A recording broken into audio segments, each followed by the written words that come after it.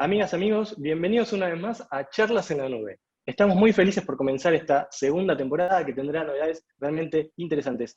Les agradecemos enormemente por acompañarnos, les agradecemos a todos los que nos apoyan y hacen posible este ciclo de entrevistas de la Defensoría del Pueblo de la Ciudad.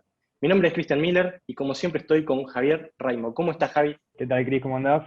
Muchas gracias por la Qué presentación. punto. Bueno, la verdad que muy contento de arrancar el ciclo, la segunda temporada, y la verdad que lo vamos a arrancar con todo.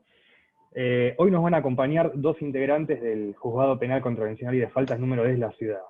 Por un lado tenemos al juez Pablo Casas, que además es profesor de Derechos Humanos, Derecho Constitucional y Derecho Informático. Y es papá de dos, ¿no, Pablo? Sí, esas dos personas son Lara y Camila. Y sí, como vos bien dijiste, soy Pablo, soy papá, amigo, una persona que además trabaja como juez. Y también tenemos a Yasmín Quiroga, que es abogada feminista, especialista en género y datos. Trabaja como prosecretaria del Juzgado número 10 y es cofundadora y directora del Laboratorio Urgente de Políticas Públicas del Observatorio de Datos con Perspectiva de Género. ¿Qué tal, Yas? ¿Cómo estás? Gracias por acompañarnos. Hola, gracias a ustedes por el espacio para contarles un poco del trabajo que hacemos en el juzgado. No, gracias a ustedes, Pablo y Yasmín, por ocuparse en este primer programa de la segunda temporada. Es muy interesante lo que hacen, realmente los venimos siguiendo hace mucho tiempo y admiramos realmente la nueva perspectiva que le dieron al servicio de la justicia en definitiva. Pero si les parece, para empezar y para ir entrando de a poquito en lo que es la temática, me gustaría que nos cuenten primero cuáles son las competencias del juzgado y en qué tipo de casos intervienen en la ciudad de Buenos Aires. Mira, voy a tratar de no ser técnico, porque es uno de los desafíos y una de las políticas que tenemos en el juzgado, aplicando lo que se conoce como lenguaje claro. La competencia es esa facultad que nos da la ley para resolver determinados casos, primero delimitada por territorio. Nuestra jurisdicción es la Ciudad Autónoma de Buenos Aires, nuestro Poder Judicial es uno de los tres poderes del Estado de la Ciudad Autónoma, aunque es el poder que aún está luchando por una autonomía plena. El Poder Ejecutivo ya es autónomo, lo elegimos con el voto directo porteñas y porteños, pero los legisladores y legisladoras también, pero en el Poder Judicial, por cuestiones que son bastante complejas, pero estamos trabajando para obtener una competencia plena. En lo que hace a nuestro juzgado, la competencia es en todo el andarivel punitivo, y ahora voy a explicarlo un poquito más, pero así lo decimos abogados y abogadas. Es decir, cada vez que el Estado va a responder a alguna acción de las personas mediante la devolución de violencia, para decir lo que se entienda, a eso llamamos la facultad punitiva del Estado, es decir, poder aplicar penas. Esas penas son violencia y tenemos los tres escalones. Las faltas, que son las sanciones de las conductas que hacen al ordenamiento, sobre todo el funcionamiento de la vida comunitaria y de actividades comerciales.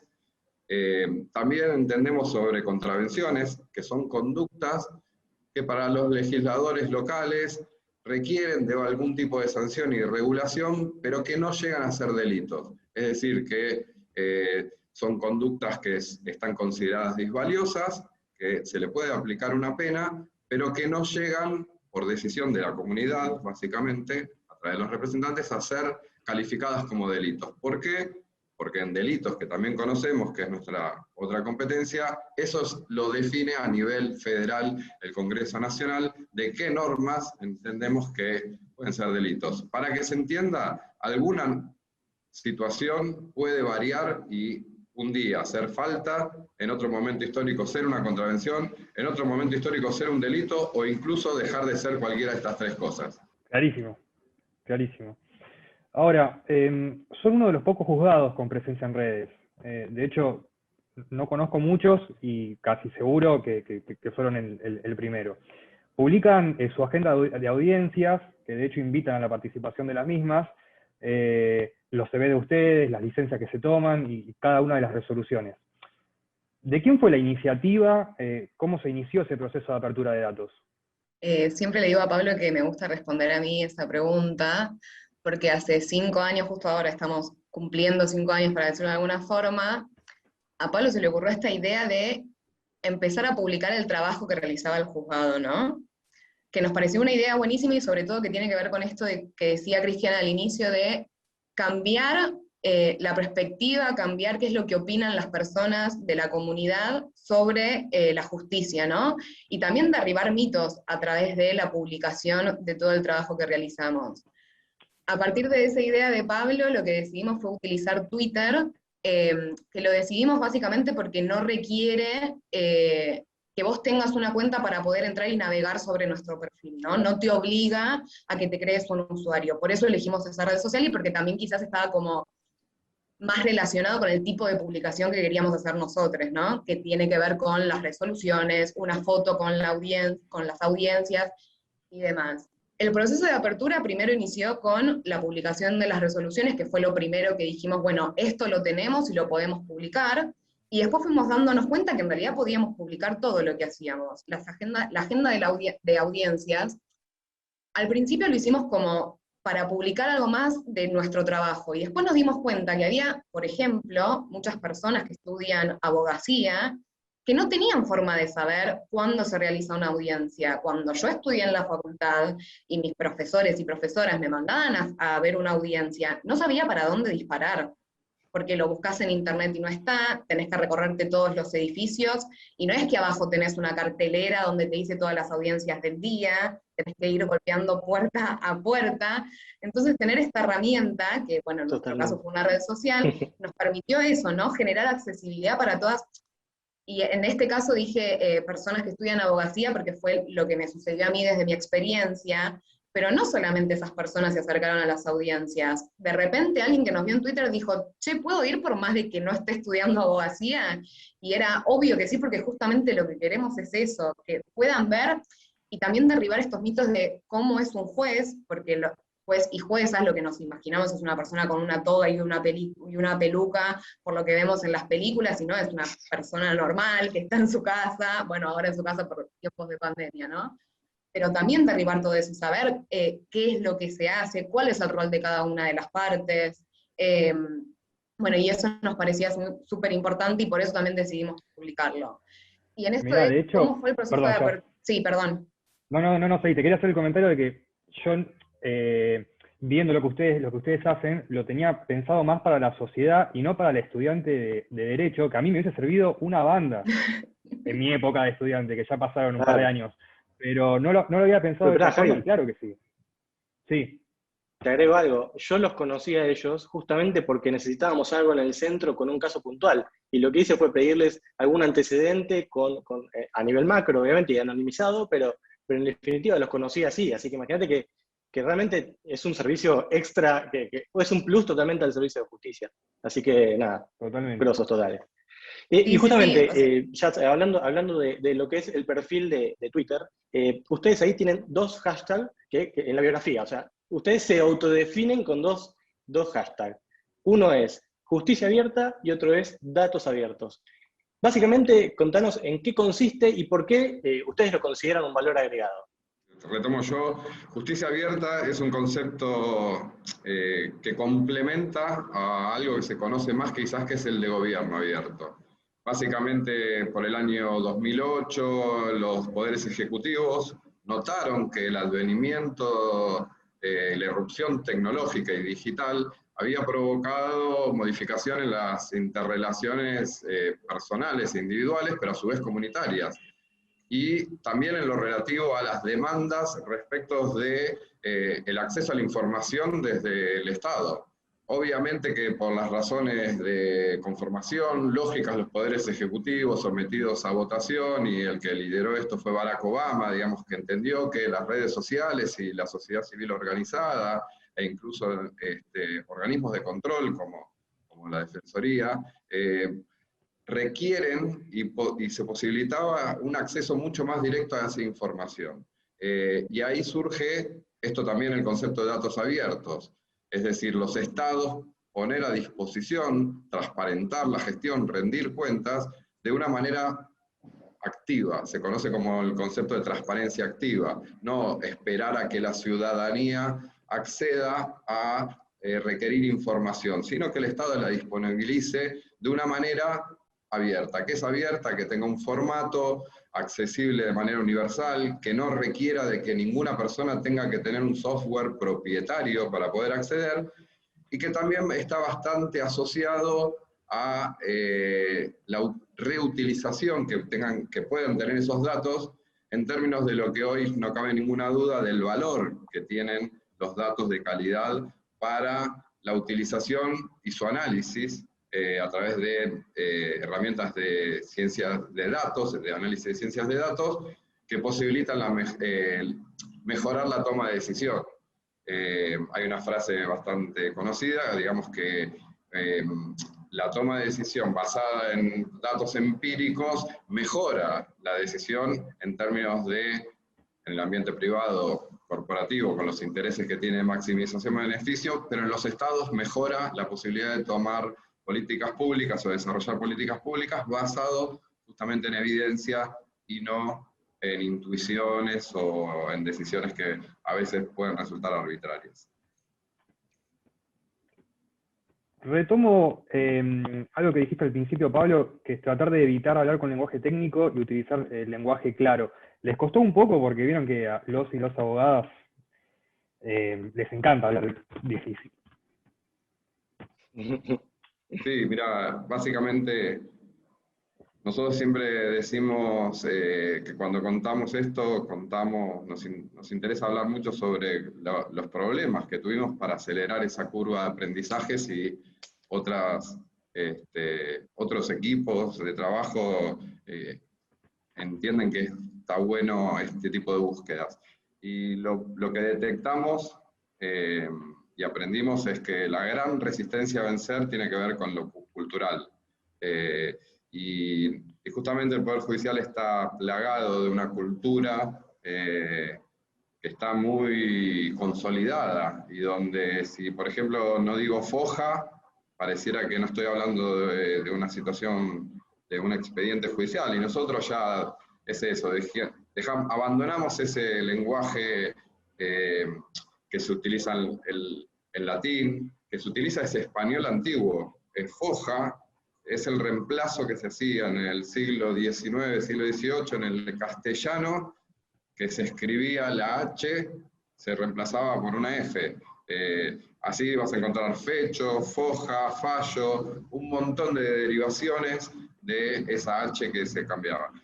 Y básicamente la máxima que tuvimos que lograr derribar era el temor que genera dejar de hacer algo que se hizo siempre así y que de manera acrítica, o sea, nunca nos preguntamos por qué, pero ya te enseñaron que vos tenías que escribir foja, y eso no te lo cuestionabas, no lo cuestionábamos, como tantas otras cosas que seguramente en la charla vamos a llegar a discurrir, de cuestiones que hacen a la cultura y a la necesidad de modificar patrones culturales que en definitiva terminan siendo una cuestión política.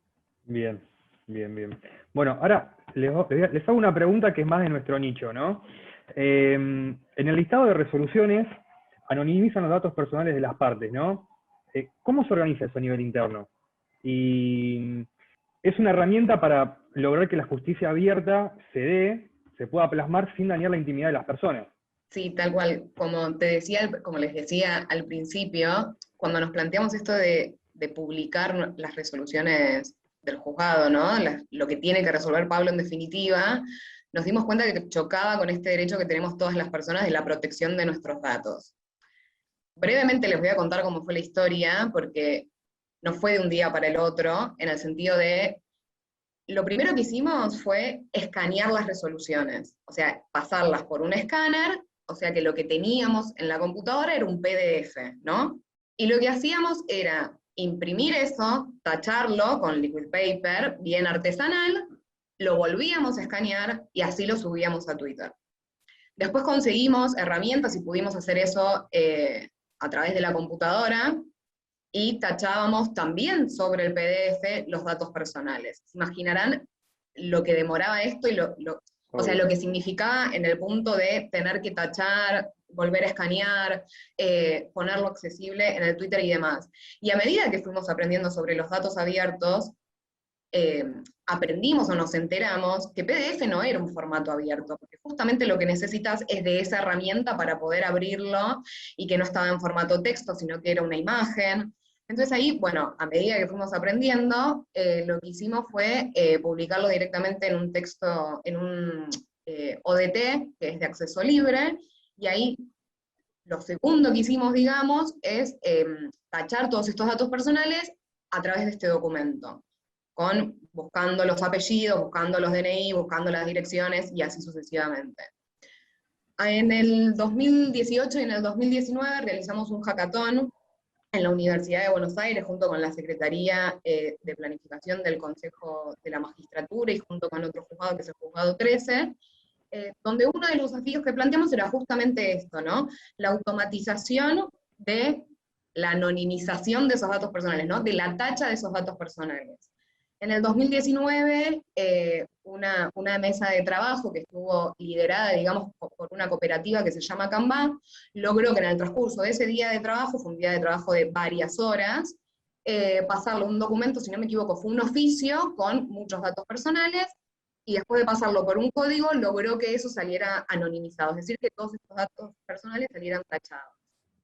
A mediados del año pasado se presentaron en Empatía, que es un proyecto que surge de ILDA, que es Iniciativa Latinoamericana, a ver, Pablo, corregime, porque ahora se me fue el nombre, Iniciativa Latinoamericana. Datos abiertos. Gracias. Y presentaron justamente este proyecto de anonimización de resoluciones judiciales, lo ganaron, y hoy en día, por suerte, estamos obviamente en un periodo de prueba todavía, utilizando esta herramienta para poder anonimizar las resoluciones. Obviamente que, digo que estamos en este periodo de prueba porque todavía la herramienta está aprendiendo, estamos viendo cómo volverlo más eficiente y que el uso de esta herramienta no nos lleve más tiempo que lo que nos llevaba antes, hacerlo a través del documento propiamente dicho. Excelente. Hay algo importante para resaltar que dijo ya recién, que no solo tachan los nombres y apellidos, sino que otros datos, como no sé, quizá puede ser domicilio, edad, sexo, DNI, porque todos esos datos pueden hacer identificable al titular de los datos. Les hago una última consulta respecto a esto. ¿Hay algún criterio para anonimizar determinadas resoluciones de una causa, o anonimizan todas las causas? Nosotros, todavía esa regulación no existe se está trabajando. Nosotros trabajamos como referencia, obviamente, con la Ley de Protección de Datos Personales, tanto local como nacional, pero tomamos el parámetro también de aplicar conceptos del Reglamento General de Protección de Datos Europeos, que hace años entendió, todo esto estaba basado en un derecho humano que hizo que entendamos a la privacidad en una era digital. En 1983, los alemanes, el Tribunal Constitucional, creó el concepto de autodeterminación informativa. Se dio cuenta que había riesgos respecto de la autodeterminación de las personas por la capacidad, como acabas de decir vos, computacional, de perfilar a las personas y con eso impactar sobre nuestra libre decisión en nuestras vidas. Todo eso al día de hoy estamos, por lo menos en determinados ambientes, y seguramente la audiencia que tienen ustedes está acostumbrada a esta problemática, y entonces nos basamos desde ahí. Estamos, si se quiere, tachando de más para tratar de que cuando haya una reglamentación o un piso que nos diga qué entidades son las que se corresponde, poder ajustarlo. Pero entendemos que dentro de esa discusión también, como se sabe que nada es absoluto, esa tacha no corresponde, por ejemplo, en casos en los que el acusado sea un funcionario público. Entendemos que situaciones que hacen a aquellas personas que tenemos una expectativa de intimidad disminuida por la actividad que tenemos, mi expectativa de intimidad o de privacidad como magistrado no es la misma que como persona individual. Entonces creemos que esa tensión debe resolverse en favor de ello, y hasta ahora, por lo menos en la discusión que estamos teniendo, es como la única excepción que encontraríamos al cuidado de los datos. La verdad que da gusto. Excelente, Pablo, Yamil. da gusto escuchar. Tal cual, iba a comentar lo mismo. Tal Sí, cual. quiero cuidar mis palabras, porque en cierto punto es deber del juzgado conocer la normativa, pero muy pocos juzgados aplican ley de datos y conocen el reglamento europeo, y además como parte de una iniciativa, porque Tal como cual. dijo Pablo hace un ratito, no está legislado acá. Así que es un gusto, felicitaciones. Me permito hacer un agregado, Javi, y quisiera preguntarles si no encontraron algo de resistencia en el resto de todo el aparato judicial. Porque, en definitiva, blanquear lo que hacen es difícil, o sea, es salir a la cancha, básicamente. Entonces, quizá los juzgados más conservadores o más tradicionales, que no necesariamente es algo malo, pero bueno, quizá esto de abrir las puertas del juzgado de punta a punta y publicar, la intriga que me genera, y disculpen que me haya salido un poco del enfoque, pero ¿no vieron algo de resistencia en el sistema? Mira, más allá de la resistencia cultural, no, la verdad es que, Claro, mira, eso, logramos que se replique la iniciativa, incluso en un juzgado de Cava, como ya lo mencionó Jazz, en el juzgado 13, sí. y además, como ustedes dijeron, si hoy vos pones juzgados en la red social, en Twitter, te van a aparecer muchos más de aquellos que en el 2016 aparecíamos que éramos nosotros solos. Y la verdad es que por ahora es esto, la iniciativa mejoró mucho lo que hacemos nosotros internamente y además generó esto de intentar reconstruir confianza en lo que hacemos. Así que cuando se enteran lo que hacemos, porque tampoco nosotros, si bien participamos de la iniciativa del Consejo de la Magistratura de que esto se genere como una política pública, por ejemplo, en Costa Rica es a la inversa que lo que sucedió acá. Nosotros hacemos una iniciativa, como se conoce, bottom-up, de abajo hacia arriba. En Costa Rica es al revés, la Corte resolvió apertura y está teniendo la resistencia de los operadores y operadoras. Acá se nos permitió innovar, pero estamos acompañados institucionalmente y ya hay una política pública desde el Consejo de la Magistratura Local de tender a que esto sea ya no solo una experiencia de un juzgado, sino parte de una forma de trabajar del Poder Judicial de la ciudad. La verdad que decimos lo que hacen, Pablo, la verdad que increíble. Empiezo a cambiar un poquito el tema de la charla. Me gustaría que nos cuenten cómo los afectó la pandemia, si cambiaron esta metodología de trabajo, si lo tuvieron que reencauzar, y concretamente algo que nos pregunta mucho la gente, que es, ¿qué delitos y contravenciones aumentaron en este contexto, sobre todo de la cuarentena? ¿Cómo nos afectó la pandemia? O sea, más allá de la afectación que tiene que ver, ¿no?, con las personas en general y que a nosotros y a nosotras también nos tocó, ¿no? Por supuesto, esto de estar encerrados, no poder tener contacto con la familia para cuidarlos y demás. En lo que respecta al trabajo del juzgado en sí, ya veníamos con una política muy fuerte de despapelización del juzgado. Esto quiere decir que teníamos casi el 100% de las causas escaneadas al momento en que nos dijeron no pueden salir de sus casas, y tuvimos acceso a eso.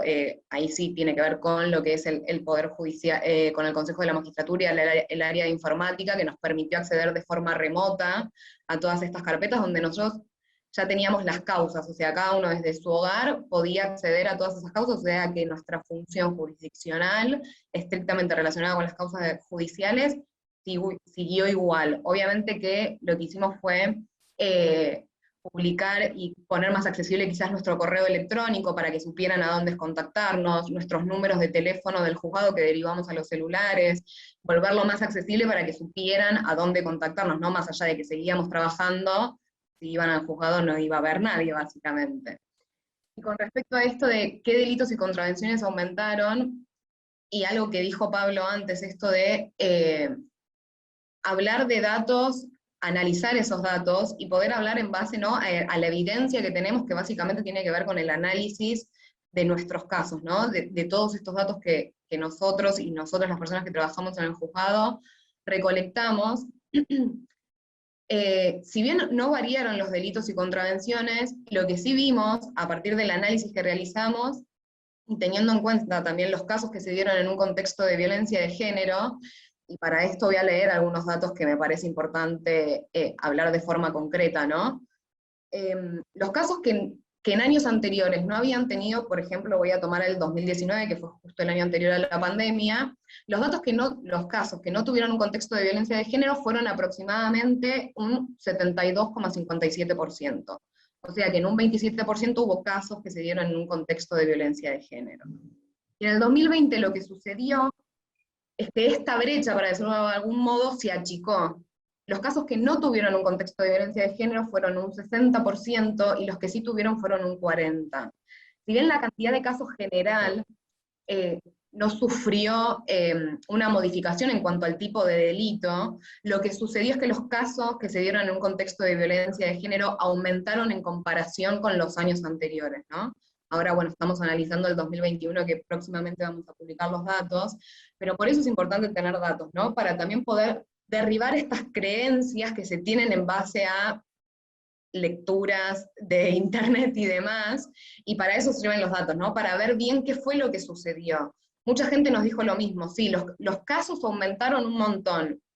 En nuestro caso, y para hablar de nuestro juzgado, y de los datos que tenemos sobre nuestro juzgado, lo que sucedió es que esta diferencia que solía haber en años anteriores, desde el 2016 que tenemos los datos, la diferencia que solía haber, que era más o menos entre un 70 y un 30% los casos que se dieron en un contexto de violencia de género, en el 2020 este porcentaje de los casos de violencia de género aumentaron a un 40%. Y me parecía que era importante hablar de este dato en particular, porque si bien los delitos no variaron, lo que varió fue este contexto de violencia de género que se dio durante este 2020.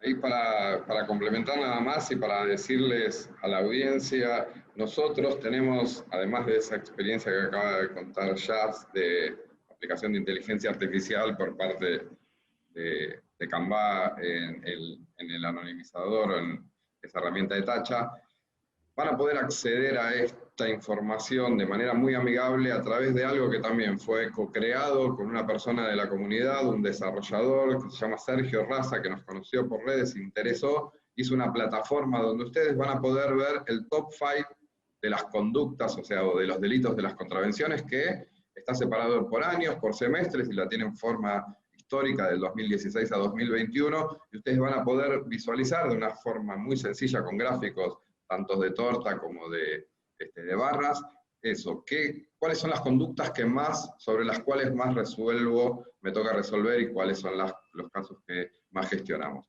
Pero como dijo Jazz, y nos parece importante, esto, ¿no? De que cuando se denuncia que la problemática de violencia de género es urgente, atenderlo, los datos demuestran que es así, porque si bien obviamente en términos cuantitativos absolutos no aumentaron la cantidad de ingresos de casos, lo cual es lógico porque la vida en el espacio público se redujo, lo que no frenó y por el contrario empezó a incidir mucho más en la gestión de nuestros casos es lo relativo a la violencia de género. Perfecto. Totalmente aplicable la frase datos, no opinión. Igualmente ahora cuando terminemos la charla le vamos a pedir canales de contacto para que la audiencia pueda chequear todo. E igualmente vamos a publicar el enlace que Jazz nos acaba de pasar sobre lo que comentaba Pablo. En la ciudad, el Ministerio Público Fiscal tiene la verdad que un papel fundamental en todo lo que es la investigación de las causas. ¿Cómo ven ustedes el tratamiento que se le da en general a estas, entre comillas, nuevas contravenciones informáticas, creo que son de 2018, como la difusión no consentida de material íntimo, suplantación de identidad y hostigamiento digital? A partir de la autorización o la idea del Defensor del Pueblo de empezar a judicializar algunas causas, nosotros tomamos algunas contravenciones de casos que nos parecieron para judicializar, y en relación a lo que contaba Jazz recién, los 3 casos tienen que ver con violencia de género. O sea, las víctimas fueron mujeres, tanto en hostigamiento digital como en la difusión no consentida, que a su vez estaba complementada con la suplantación de identidad. Sí, básicamente es así, de manera no extraña para los tiempos que corren, pero pareciera extraño en nuestro país. El sistema de enjuiciamiento contravencional y penal por derecho constitucional en la ciudad es acusatorio, ¿sí? Entonces te garantiza que haya jueces y juezas imparciales, donde no estamos inmiscuidos en la investigación, no tenemos ninguna relación con lo que investiga la Fiscalía. Entonces el papel de un Ministerio Público Fiscal en un sistema acusatorio es muy ponderante, y el Ministerio Público Fiscal, por ser parte de un poder judicial, y ya que hablamos de cuestiones de género, aparece la palabra privilegio necesariamente, también en este caso es otro tipo de privilegios, pero en el Poder Judicial de la ciudad somos un poder judicial privilegiado en términos de la posibilidad de acceso a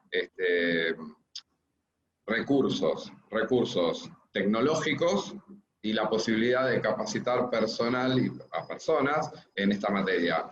De hecho, hace muchos años ya que contamos con un área especializada en los ministerios públicos que hace a la cuestión informática, ¿sí? Que cuenta con un cuerpo de investigaciones judiciales que está a la vanguardia y que soporte de muchísimos casos de trascendencia nacional, dando apoyos por la capacidad tecnológica, insisto, no solo de los fierros, como se le dice, sino también de las personas, y también con un área especializada directamente a nivel fiscal. Está la doctora Daniela Dupuy, que hace ya muchos años que está a cargo de esa área especializada y que tiene un equipo de trabajo muy formado que entiendo que canaliza de manera muy correcta este tipo de investigaciones y de manera inédita también para lo que se está acostumbrado en nuestro país. Y con relación al tema de las contravenciones esta en particular, que hacen a esas conductas que se llevan a cabo directamente en ambientes digitales y mediante utilización de herramientas informáticas, vos sabés que justamente lo dijiste vos, nosotros hablábamos siempre de que la Ciudad de Buenos Aires había avanzado en términos de situaciones que en otras provincias lamentablemente las mujeres no pueden acudir. El tema del hostigamiento tanto físico como digital, pasando por el acoso sexual callejero, o esta difusión de imágenes no consentidas, como ustedes saben, no son delitos todavía en nuestro país, se está discutiendo algunas de esas, pero en la ciudad ya son canalizables en materia contravencional, y te diría que nuestra experiencia es que resultan muy efectivas en términos, por lo menos, de canalizar el conflicto, de que una persona que no sabe qué hacer encuentra un lugar donde es escuchada, donde es atendida su reclamo y donde se intenta, a veces con éxito y a veces es difícil, pero se intenta otra vez llevarle tranquilidad, que es un poco el trabajo que tenemos, sobre todo las víctimas en particular, pero en general, pero en particular en los casos de violencia de género, tratar de llevar posibilidad de desarrollo de una vida desapegada de violencia. Así que entiendo que, otra vez, que es un privilegio con el que contamos dentro del Poder Judicial el tratamiento que se le da a estas cuestiones. Muy bien, Pablo, muy bien, Yasmín. Bueno, ustedes en definitiva son los que aplican la ley. Y me están diciendo que están los recursos, está la formación, en definitiva están los recursos humanos también, como ustedes que se formaron y que tienen las ganas de llevarlo adelante. Pero ¿qué opinión les merece la redacción actual de la ley? Las contravenciones en definitiva que tenemos, como mencionabas vos recién, Pablo, los delitos que faltan a nivel nación, ¿qué opinión les merece? ¿Cómo estamos hoy y qué es lo que falta para mejorar en este ámbito? Como te dije, a ver, esto lo estudiamos así en las facultades y es una verdad que entiende cualquier persona que no se haya acercado nunca al derecho. Las leyes, el derecho, el saber jurídico va siempre detrás de los hechos. Primero se voló y después hubo un código aeronáutico, o sea, no es que alguien dijo, y lo mismo pasó con el derecho espacial, y lo mismo pasa con la tecnología. La diferencia es la velocidad. Claro. Y la diferencia es la complejidad de comprensión de determinadas lenguaje y lo técnico que resulta. Y en eso entonces hay un gran desafío por parte comunitario, porque creo que es urgente que quienes podemos y tenemos el privilegio de acceder, ¿sí? O sea, me voy a referir también a que somos muy conscientes de la brecha digital, de que cuando hablamos de esto estamos hablando nada más que de la mitad de la población mundial, la otra mitad todavía tenemos que resolver cómo pueden llegar a tener esa conectividad y este ingreso a estas situaciones, pero los que ya tenemos el privilegio de estar aquí, tenemos el desafío comunitario de dejar de ser analfabetos digitales, de empezar a comprender de qué se trata con lo que estamos conviviendo y lo que nos cambió la forma de vivir, y eso se va a reflejar en nuestros representantes, que van a comprender mejor la manera de cómo atender estas cuestiones. Y para ello, sin duda, tenemos que hacer un trabajo colaborativo con los múltiples actores interesados y escuchar mucho al ambiente técnico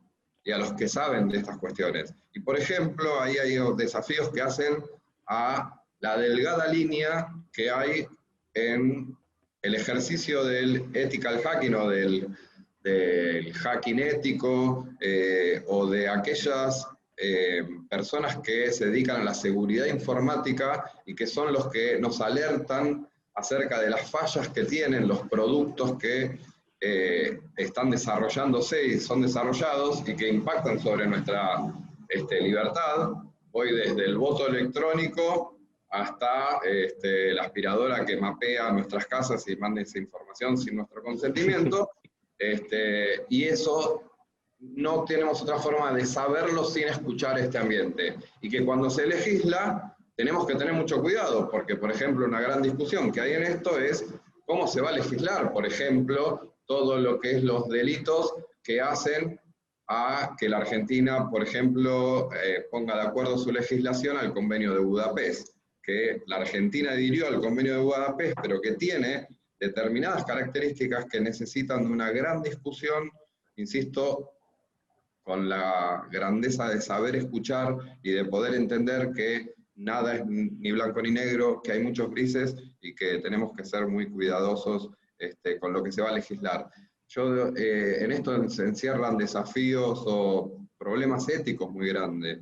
Cuando se habla de inteligencia artificial hoy, por ejemplo, y cómo se traspasa eso al sector público, es decir, yo siempre me gusta hacer como el paralelo de lo que pasó en términos de bioética con el tema de la clonación. En algún momento pareciera que hubo un acuerdo, tanto del saber como desde los estados y de las regulaciones, de no clonar personas humanas. Bueno, en la informática y en lo que está pasando en los ambientes digitales, hay algunas cosas que requieren de esas discusiones porque realmente se puede hacer mucho bien y podemos mejorar, pero también tiene una gran capacidad de daño. Interesante, está para rato. Sí. Vamos a descontracturar un poco y vamos a hacerle un par de preguntas a ustedes, pero para conocerlos a ustedes, ¿sí? Algo más personal. Arrancamos con un ping-pong de preguntas y respuestas, de respuestas rápidas, si quieren se pueden explayar en alguna. Bueno, pero van las preguntas para los dos. La primera, ¿qué es lo primero que hacen después de encender la computadora? Yo chequear mails. Yo voy a abrir el Twitter del juzgado. Muy bien. ¿Una obsesión? Calculo que el trabajo y la gestión son como poco, sobre todo lo sufren quienes me acompañan. No, para nada. Obsesión, lo primero que se me viene a la cabeza son los datos abiertos con perspectiva de género. Bien. ¿Un enemigo, una enemiga? No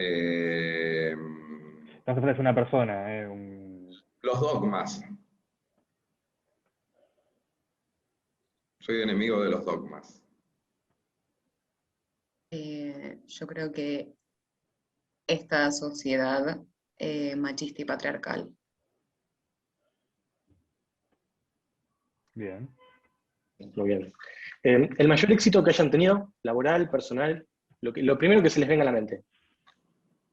Ya te lo dije cuando me presenté, ser papá, lo primero es como, no, es inevitable sentir una cosa inigualable por decisión, porque ¿no? Digo, esto no tiene por qué ser compartido por todas las personas, pero la verdad que a mí es mi mayor éxito sin duda. Y dejando de lado eso, no puedo dejar de mencionar lo que lo que está pasando, lo que hicimos en el juzgado, un juzgado de primera instancia de una ciudad importante en nuestro país, pero una ciudad remota para el mundo, que con una competencia disminuida, como les dije al principio, logramos el reconocimiento y ser detectados y que seamos mencionados como una buena práctica en el mundo en aquellos organismos multilaterales que están pensando en el desarrollo sustentable de la humanidad. Así que, cómo no sentir orgullo de estar mencionados por la ONU, por la OCDE, por ese tipo de instituciones que nos han detectado y dicen que hicimos algo que puede llegar a estar bueno. O sea, es un éxito. Sí, yo ahí me sumo a la última parte de Pablo, pero sobre todo en lo que tiene que ver con la aplicación o la transversalización de la perspectiva de género en la gestión del juzgado, y también formar parte del Observatorio de Datos con Perspectiva de Género. Muy bien. ¿Alguna preocupación? Ya, te voy a contestar otra vez en términos personales, algo que le contesté a mis hijas que hace poco, no tan poco, pero me preguntaron a qué tenía miedo, y mi preocupación pasa por ellas. Básicamente que les pase algo a ellas, digo, es lo que me preocupa y lo que me da miedo. Y después preocupaciones en general muchísimas, que tiene que ver con, primero me gusta mucho la violencia, pensar sobre la violencia como fenómeno personal, interpersonal, y lo que hace a la discriminación y al racismo no reconocido que tenemos, que yo lo reconocí a partir de esta deconstrucción como varón cis que me tocó en términos de la cuestión de género, y que también incluso me toca hoy reconocer cuestiones racistas desde la Argentina, desde el ser porteño, en términos de un racismo no hacia lo afrodescendiente como estamos acostumbrados o como Hollywood impuso, sino hacia lo latino, hacia lo marrón, hacia lo que tiene que ver con lo andino, hacia lo que tiene que ver con la pobreza, ese color de la cárcel, ese color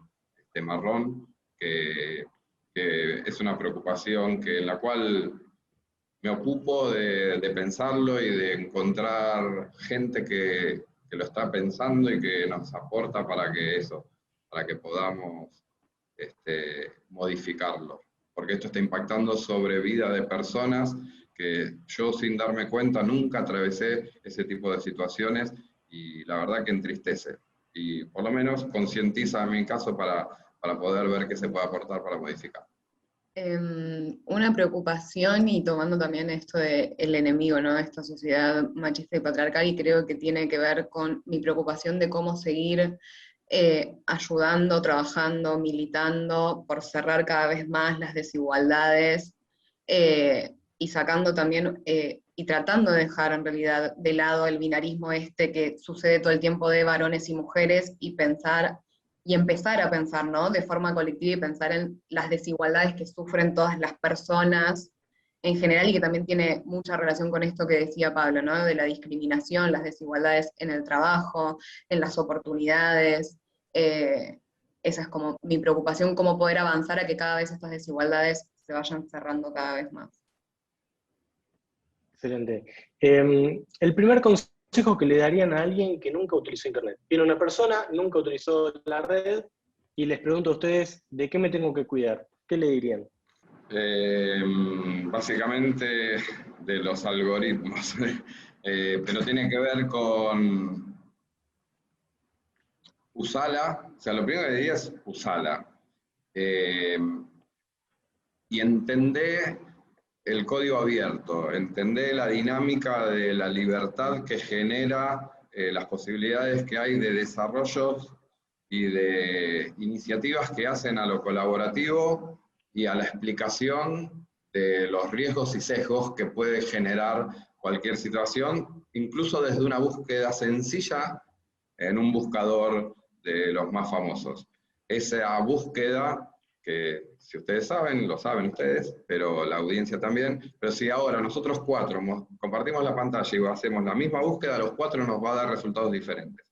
Entonces eso está actuando un poder invisible que también nos va perfilando y nos va metiendo en una caja en la cual debemos siempre intentar salirnos para ver qué está pasando, para no confirmar que nosotros, todo el mundo piensa como nosotros, porque es lo que tiende a hacer ese tipo de algoritmos. Y después de tener mucho cuidado, también esa frase de que cuando algo es gratis, está el costo y el pago somos nosotros como personas. Así que tengan cuidado con lo que se ofrece también gratis.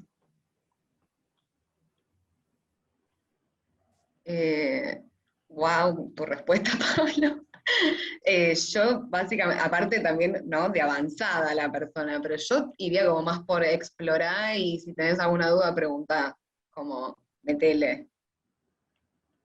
¿Coinciden que estas cosas deberían enseñarse en primaria?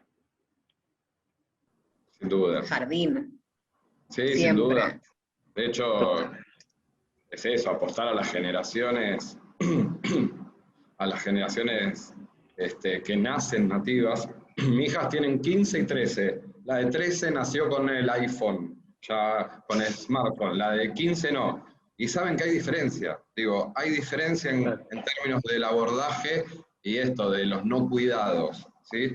Entonces a estas generaciones que van naciendo con esta naturalidad y esta normalidad de que todo lo que sucede ahí pareciera que no tiene política detrás, para ponerlo en términos concretos, que no hay intereses.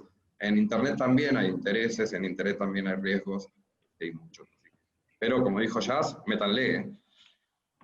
Yo me acuerdo de estar dando una charla para chicos de sexto, séptimo grado y que me empiecen a hablar de Tor, de la web profunda y demás. Y después, mientras seguís hablando, esa diferencia entre que conozcan esas herramientas y no las consecuencias. Porque después hablas un poco del grooming y demás y como que se quedan medio helados. ¿Alguien a quien admiren?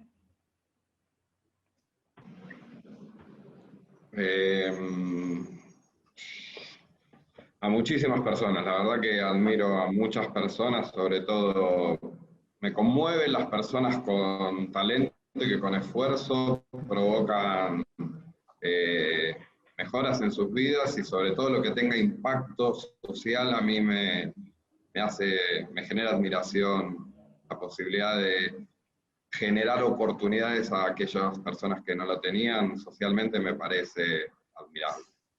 Yo pensando un poco en la respuesta me emocioné, no sé si se nota que tengo los ojos llorosos. Esto se fue ya para cualquier lado, pero pensándolo y... Nada, a mí la respuesta que primero se me viene es mi madre, que le mando un saludo. Bueno, muy bien. Muy bien. Saludo para la Muy madre bien. de ellas. Bueno, un saludo. Para empezar a cerrar, les voy a pedir algo más personal aún, que nos recomienden un libro, una serie o una película. Lo primero que se les venga a la mente.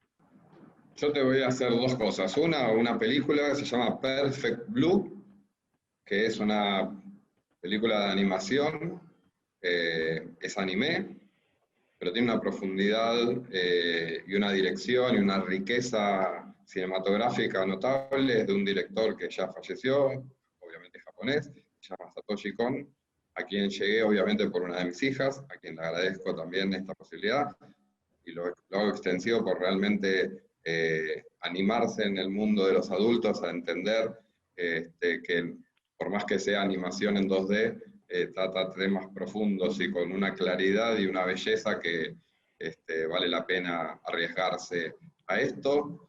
Y un libro, a través de Jazz, estamos leyendo en conjunto un libro que se llama Data Feminism, o sea, feminismo de datos en inglés.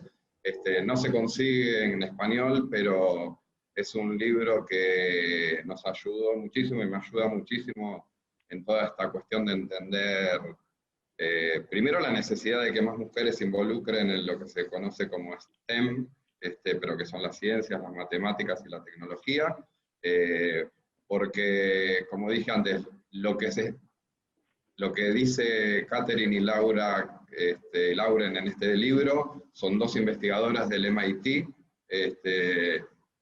que se dan cuenta que en el mundo de desarrollo de lo que viene, se estaban amplificando y haciendo más graves aún los sesgos que había en la cuestión de género. Así que es urgente porque aquellas soluciones que parecen automatizadas, inteligentes, lo que están haciendo es aunando esas diferencias y provocando aún más discriminación y generando más violencia. Una serie, y porque la terminé de ver ahora, es Ocupas. No la había visto cuando salió Ocupas, yo era pequeña, fue en el 2000 creo, yo tenía 10 años. Así que nada, no la vi, después no la vi, la conseguí ahora muy baja calidad, porque es el formato en el que está, pero me pareció excelente. Me enojé mucho cuando terminó, porque 11 capítulos nada más, y uno está acostumbrado a series muy largas, pero en esos 11 capítulos me parece que muestra una realidad que todavía hoy existe, ¿no? Así que esa es como una serie de ahora. Y un libro, lo que me sucede es que últimamente leí mucho de feminismo, historia del feminismo, y me parece que ir por ese lado está bueno, los que tenemos, ¿no?, la inquietud y la necesidad de pensarnos y repensarnos y replantearnos, mismo aún los privilegios que tenemos como personas de determinada clase social frente a otras personas de otra clase social o con otras identidades de género, ¿no? Y bueno, y también adhiero obviamente al libro este que acaba de nombrar Pablo, pero bueno, ahora estoy leyendo todo sobre esta temática, me parece que va por ahí, mi recomendación. Muy bien, muy bien. Yo estoy en el mismo plan de arrancar Ocupas porque nunca lo vi. Y hay Hacelo. Te va a pasar lo mismo que a mí, ¿eh? En el capítulo 11 vas a decir cómo puede ser que dure 11 capítulos nada más, pero mirala porque no tiene desperdicio. Muy bien, muy bien. Y después hay un libro, que si mal no recuerdo se llama El filtro burbuja, que tiene que ver con lo que Pablo hablaba de los algoritmos y que van almacenando y rastreando todo nuestro comportamiento en la web, y en base a eso nos va arrojando la información que nosotros queremos ver, y por ese motivo nos cuesta abrirnos a nuevas ideas. El filtro burbuja se llama, no me acuerdo el autor o la autora. Última pregunta del ping-pong. Si tienen un hobby. Varios, pero hace poquito el más lindo que retomé por circunstancias lindas de la vida tiene que ver con que retomé la magia. Estudié magia hace un tiempo y digamos, hoy es mi hobby. Estoy todo el día con un mazo de cartas en la mano. Te iba a preguntar si el fuerte de las cartas. Sí, para mí cuando me decidí a estudiar magia, que tenía 19 años, el mago era aquel que sacaba cartas del aire, ¿viste? Y bueno, así que lo logré hacer y después me estudié especializado en cartomagia, así que sí. Es un curso pendiente que tengo, el de la magia. ¿Hay chance de hacer trampa cuando uno juega el truco o el póker con ese gran dominio del mazo? Y sí. Lo retomo este año. Entonces. Ahora entiendo todo. Ahora entiendo todo, Javi. Ahora entiendo. ¿Jazz? Eso quiere decir que nunca tengo que jugar a las cartas con vos, Pablo. Esto no lo sabía, que no podía jugar a las cartas con vos. Hay que estar muy atento. Yo, un hobby, disfruto mucho escuchar música, música vieja, para decirlo de alguna forma, música muy Aspen. Y hace poco, quizás tiene que ver con la pandemia, encontré un hobby también en las plantas, en cuidar plantas, trasplantarlas, darles un poco de amor. No llego a hablarles, pero sí como tengo un balcón muy grande en mi casa y antes lo tenía como muy abandonado y tenía 2 plantas, y como que la pandemia me metió en esa parte de, nada, que está buenísimo, sobre todo si vivimos acá en el medio de la ciudad, ¿no? Para quienes viven en el medio de la ciudad y en un departamento les recomiendo que tengan muchas plantas, se oxigena. Coincido. Genial, genial, chicos. Bueno, para empezar a terminar, lo que va a pasar ahora es que les voy a leer una frase de alguien reconocido para que cada uno de ustedes me haga una devolución mínima, lo primero que se les ocurra, sobre qué piensan de esto, y también a modo de cierre si quieren alguna conclusión propia que tengan sobre los temas que fuimos hablando. Bueno, la frase es de Sandra Elena, está dentro, realizó la CIPEC, el trabajo se llama Datos abiertos para una justicia abierta, y la frase es: La frase dice: la transparencia en el sector justicia es uno de los mayores desafíos que enfrenta la implementación del gobierno abierto, dada la resistencia del propio Poder Judicial, que debe decidirse a correr el velo que durante tantos años lo cubrió. Por eso, es fundamental contar con la decisión política y el liderazgo de las instituciones jurídicas relevantes de los poderes judiciales de los países, como las Cortes Supremas y de los tribunales superiores. Se las dejo. Bueno, nada, trajiste a una colega, también Sandra hace muchísimos años que trabaja cuestiones de aperturas en los poderes judiciales, además trabajamos juntos en la Red Internacional de Justicia Abierta, así que, y además he leído todos los papers que ha escrito, y básicamente sí, un poco lo transcurrimos en la charla, son desafíos culturales y políticos. Yo confío, no confío, siempre digo esto, la justicia abierta en esos términos, como los estados abiertos, son inevitables. Por suerte, por ejercicio democrático, por ejercicio de la comunidad. No va a resistir demasiado tiempo, porque aparte ahora no hay excusas. Porque antes era, bueno, papeles, que ir a buscar.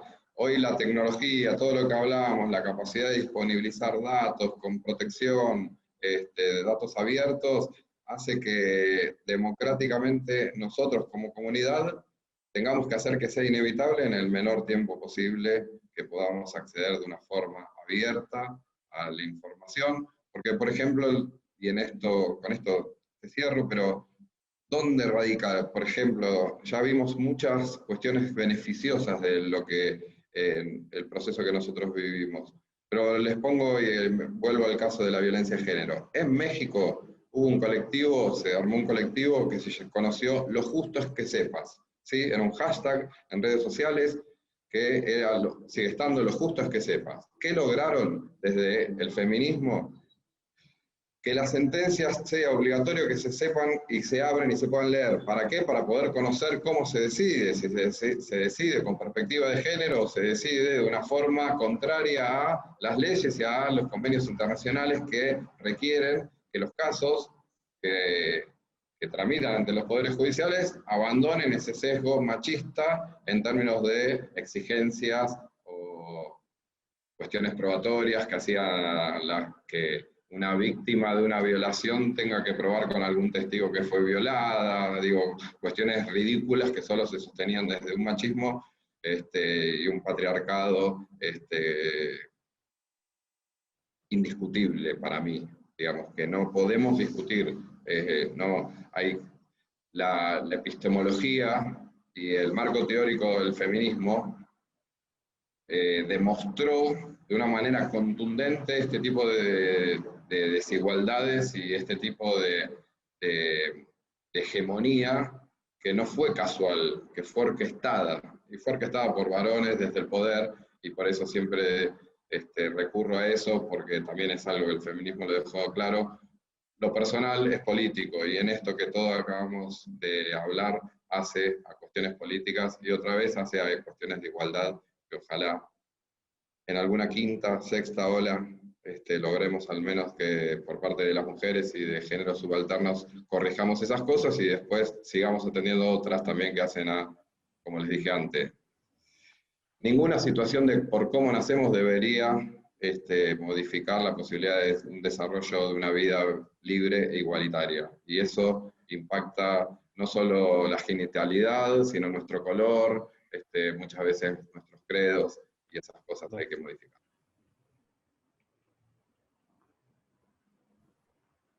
¿Ya querés Ahí yo voy a tomar... perdón. No, eso, que si querías aportar algo más.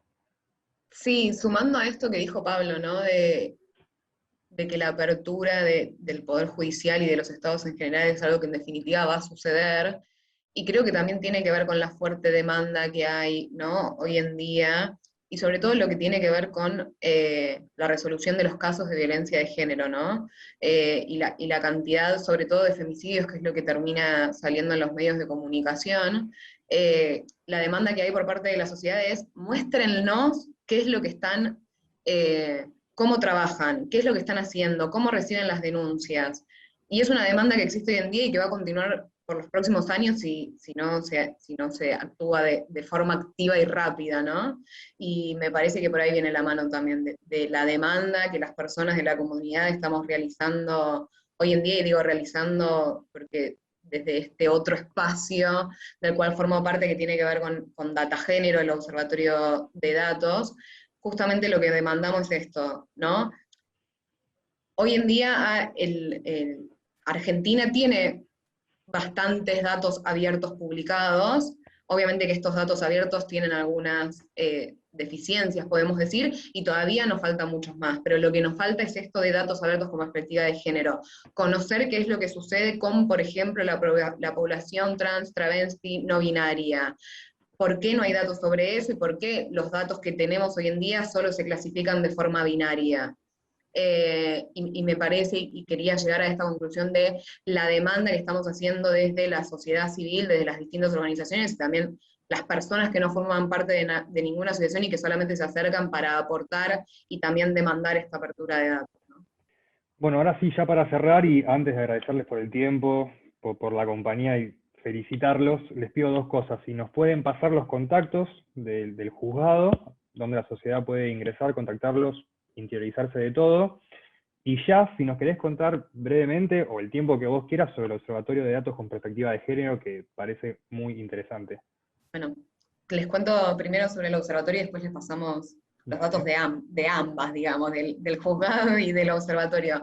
El observatorio cumplió un año hace un mes, justo para el 8 de marzo. El año pasado coincidimos en un evento justamente de datos y géneros, 3 personas, una de esas fui yo, bueno, que en ese momento estaba junto con Pablo en este evento charlando también de la experiencia del juzgado, Ivana Felseber y Mailén García.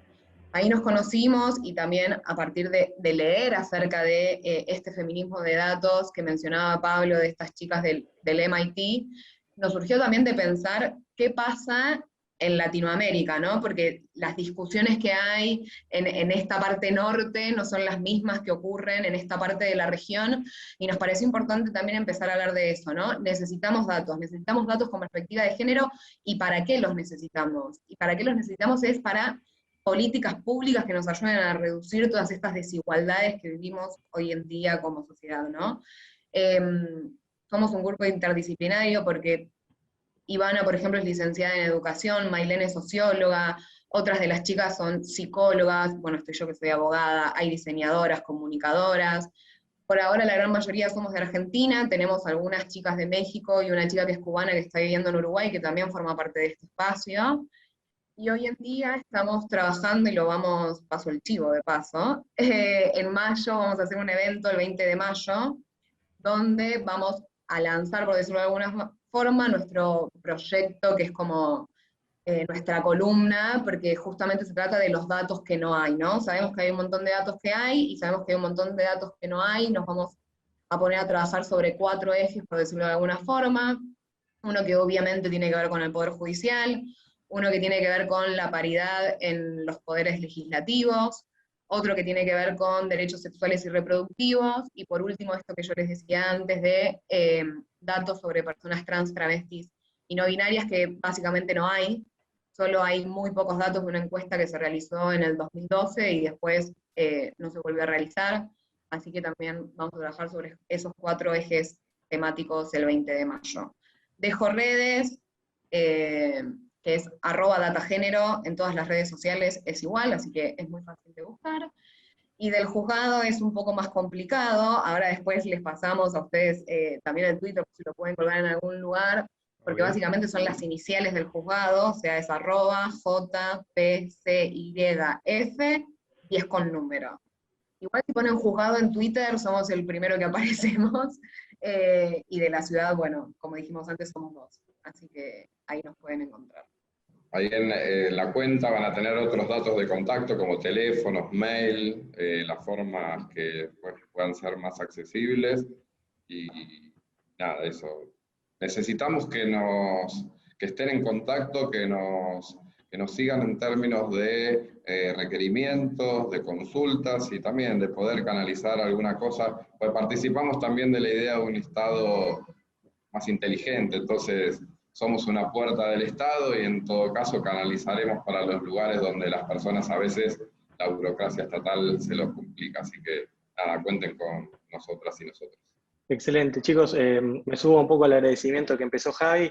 La verdad que hoy nos demostraron que un juez, que una prosecretaria son personas también, que se comprometen, que quieren dar un mejor servicio, que de hecho lo logran, que aún con su agenda apretadísima, porque de hecho la vemos en redes, pueden darle un poquito más a la gente y explicar en un lenguaje muy llano qué es lo que hacen y de qué manera pueden colaborar con la vida diaria de todos los que vivimos en la Ciudad de Buenos Aires. Así que muchísimas gracias por habernos acompañado. Y bueno, y a ustedes amigos, gracias de nuevo por estar con nosotros. Nos vemos muy pronto con más charlas en la nube.